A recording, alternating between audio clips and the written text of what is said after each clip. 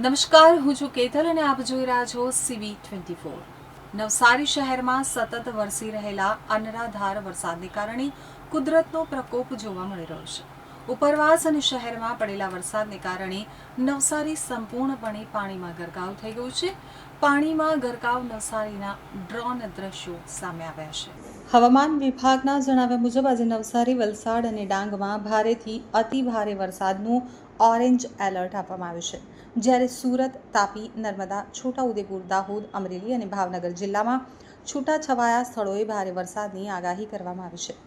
8 જુલાઈના રોજ સવારે 6 વાગ્યાથી 10 વાગ્યા સુધીમાં 59 તાલુકામાં વરસાદ નોંધાયો છે, જેમાં સૌથી વધુ વલસાડના કપરાડામાં 1.26 ઇંચ અને નાના પોંડામાં 1.14 ઇંચ વરસાદ ખાબક્યો છે।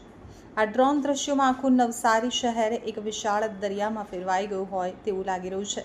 શહેરમાં અત્યારે એવી પરિસ્થિતિ સર્જાઈ છે કે મુખ્ય માર્ગો, સોસાયટીઓ અને વ્યાપારી સંકુલો પાણીની અડફેટમાં આવી ગયા છે।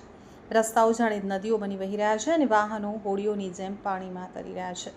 સતત વધી રહેલા પાણીના સ્તરે સમગ્ર તંત્ર અને સ્થાનિકોની ચિંતામાં મોટો વધારો કર્યો છે।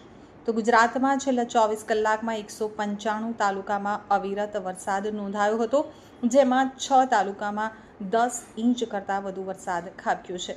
તો સુરત જિલ્લાના પલસાણા તાલુકામાં સૌથી વધુ 18 ઇંચ વરસાદ વરસ્યો છે, જ્યારે કામરેજમાં 17 ઇંચ, નવસારીમાં 15 ઇંચ, સુરત શહેરમાં 14 ઇંચ, કપરાડામાં 13 ઇંચ અને જલાલપુરમાં 11 ઇંચ વરસાદ ખાબક્યો છે।